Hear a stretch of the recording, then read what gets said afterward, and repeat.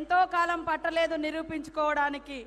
ఆనాడు ఇందిరమ్మ నుంచి ఈనాటి సోనియమ్మ వరకు మహిళల్ని అన్ని రంగాల్లో ముందుకు తీసుకొచ్చి పేదవారికి కూడు గూడు గుడ్డ ఇవి సంపూర్ణంగా ఇవ్వాలనేటువంటి లక్ష్యంతో పనిచేసేటువంటి ప్రభుత్వం మరి సీఎం రేవంత్ రెడ్డి గారి ఆధ్వర్యంలో నడుస్తున్నటువంటి ఈ ప్రభుత్వం మరి ఇవాళ అత్యంత ప్రతిష్టాత్మకమైనటువంటి కార్యక్రమం పేదలకు ఇండ్లు ఇచ్చేటువంటి కార్యక్రమం.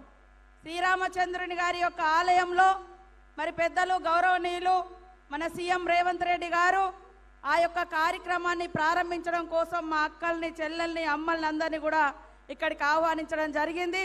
వారితో పాటు ఇక్కడ జిల్లా మంత్రులు బట్టన్న గారు, అదేవిధంగా తుమ్మల నాగేశ్వరరావు గారు, మరి అదేవిధంగా శ్రీనన్న గారు, పొంగులేటి శ్రీనన్న గారు, కొమరెడ్డి వెంకటరెడ్డి అన్న గారు, సురేఖమ్మ గారు, మరి శ్రీధర్ బాబు గారు, పొన్నం ప్రభాకరన్న గారు,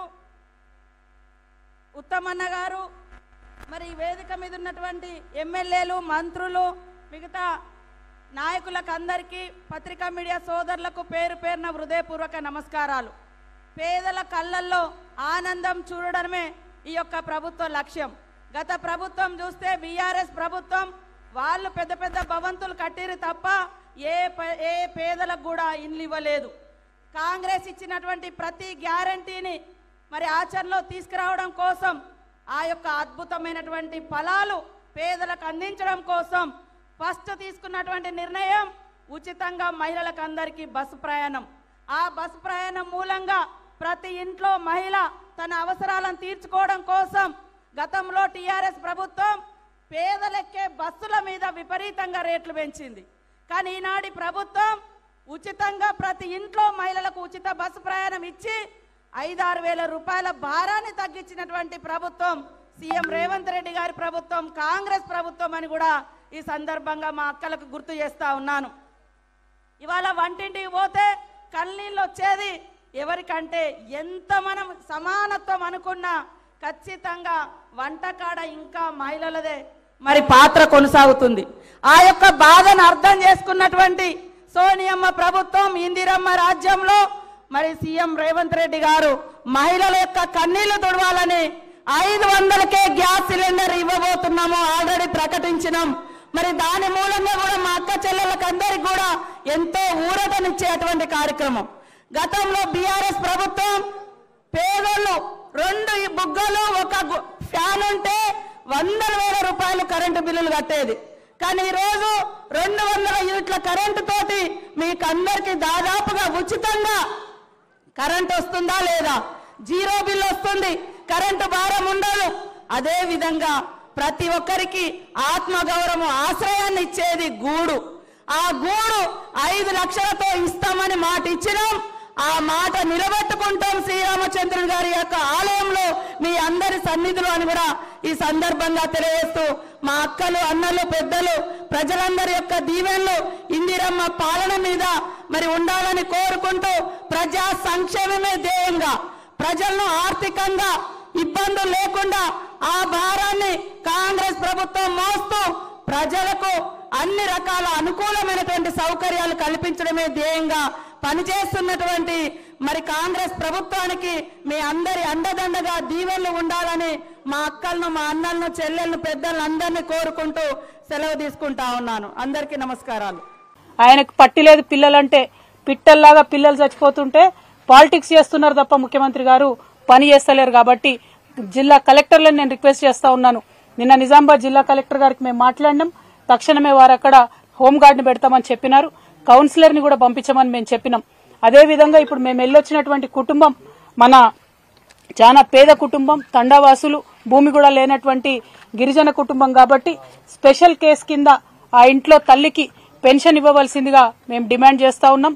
అట్లానే చనిపోయినటువంటి బిడ్డకి ఒక సోదరుడు ఉన్నాడు. ఆ అబ్బాయికి తక్షణమే జాబ్ ఇవ్వాలని నిన్న కలెక్టర్ గారికి మేము డిమాండ్ చేసినాం. ఈ రోజు పొద్దున ఆర్డర్ రావడం కూడా జరిగింది, సంతోషం. అదేవిధంగా కాంపన్సేషన్ ఇవ్వాలని కూడా మేము డిమాండ్ చేస్తా ఉన్నాం. బీసీ వెల్ఫేర్ హాస్టల్ నుంచి, బీసీ వెల్ఫేర్ శాఖ నుంచి, విద్యాశాఖ నుంచి, అట్లానే ఇంకా ఇతరత్ర ఎట్లా ఇస్తారో తెలియదు కానీ 15 లక్షల రూపాయలు ఆ కుటుంబానికి ఇవ్వాలని చెప్పి మేము డిమాండ్ చేస్తా ఉన్నాం ఈ సందర్భంగా. అదేవిధంగా మరి చాలా అంశాలు అక్కడ తండావాసులు మాకు చెప్పడం జరిగింది. ఆ అంశాలన్నిటి పట్ల కూడా ప్రభుత్వం శ్రద్ధ పెట్టి తక్షణమే ఒక డబుల్ బెడ్రూమ్ ఇల్లు ఆ కుటుంబానికి మంజూరు చేయవలసిందిగా కూడా ఈ సందర్భంగా మేము డిమాండ్ చేస్తా ఉన్నాం.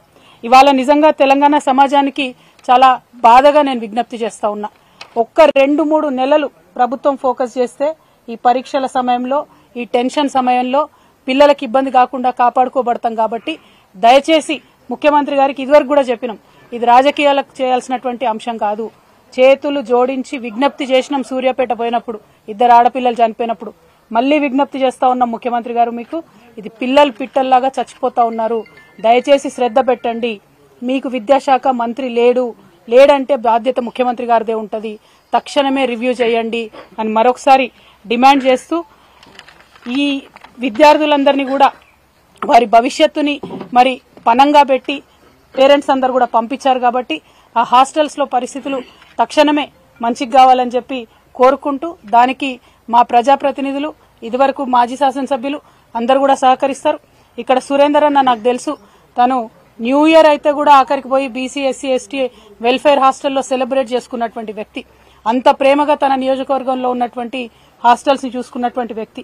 అదేవిధంగా మా ముజీబన్న కావచ్చు, మా వేణన్న కావచ్చు, ప్రభాకర్ రెడ్డి అన్న కావచ్చు, వీళ్ళందరూ కూడా నిరంతరం హాస్టల్స్ కు వెళ్లి చూస్తున్నటువంటి వారు. మరి వారందరికీ కూడా నేను విజ్ఞప్తి చేస్తా ఉన్నాను, మనం ప్రతిపక్షంలో ఉన్న, ప్రభుత్వంలో ఉన్న బీఆర్ఎస్ పార్టీ కార్యకర్తలం అంటే నిరంతరం ఉద్యమ నాయకులం కాబట్టి, ప్రజలతో ఉంటాం కాబట్టి, మన బాధ్యతగా ఈ ఎగ్జామ్స్ టైంలో పిల్లలకు మీరందరూ కూడా దయచేసి అండదండగా ఉండాలని చెప్పి నేను ప్రత్యేకించి విజ్ఞప్తి చేస్తూ, మరి ఇంకా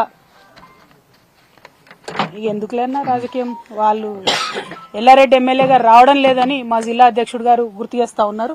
మరి యథా రాజా తదా ప్రజ అన్నట్టు ముఖ్యమంత్రి గారికి ఎన్నిసార్లు విజ్ఞప్తి చేయినా రివ్యూ చేసుకోలేదు. ఎమ్మెల్యే గారు కూడా మరి అట్లనే ఉన్నారు. ఇప్పటికన్నా కొంచెం శ్రద్ధ పెట్టండి, ఈ పరీక్షల కాలంలో పిల్లల మీద ఆలోచన చేయండి అని చెప్పి ఈ ప్రభుత్వానికి మేము రిక్వెస్ట్ చేస్తా ఉన్నాం. Thank you. జై తెలంగాణ. మోడీ గారు మా పెద్దన్న అని చెప్పి నిన్ననే ముఖ్యమంత్రి గారు అన్నారు. ఆయనకు గత ఆర్ఎస్ఎస్ రూట్స్ అన్ని కూడా గుర్తొచ్చినట్టున్నాయి. అందుకే మోడీ గారు మా పెద్దన్న అని చెప్పి ముఖ్యమంత్రి గారు అన్నారు. నిజంగా అనడానికి కనీసం కొంచెమన్నా బాధ ఉండాలి. ఎందుకంటే మొన్ననే బడ్జెట్ పెడితే ₹1 ఇవ్వలేదండి బీజేపీ. ఒక్కటంటే ₹1 కేంద్ర ప్రభుత్వం తెలంగాణకి ఇవ్వలేదు. అట్లా ₹1 ఇవ్వని వాళ్ళు పెద్దన్నలు ఎట్లయితారో ఇక మరి వాళ్ళకే తెలవాలి. పొలిటికల్ అండర్స్టాండింగ్ ఉంది కాబట్టి పెద్దన్న అన్నారని మేము అనుకుంటున్నాం. ఎందుకంటే ప్రతి చోట బీఆర్ఎస్ ను ఓడగొట్టాలి, ప్రాంతీయ పార్టీలను బొందబెట్టాలంటే బీజేపీ కాంగ్రెస్ ఒకటైతున్నటువంటి వైఖరి ఇక్కడే కాదు దేశవ్యాప్తంగా కూడా మనం చూస్తా ఉన్నాం. సో వాళ్ళ పొలిటికల్ అండర్స్టాండింగ్ కాబట్టి పెద్దన్న చిన్నన్న అనుకుంటా తిరుగుతున్నారు. వాళ్ళు ఎట్లన్నా తిరగండి, 2 సీట్లు ఎక్కువ గెలవండి, కానీ ప్రజలను విస్మరించకండి, ప్రజా సమస్యలను విస్మరించకండి అని మాత్రమే మేము కోరుతా ఉన్నాం.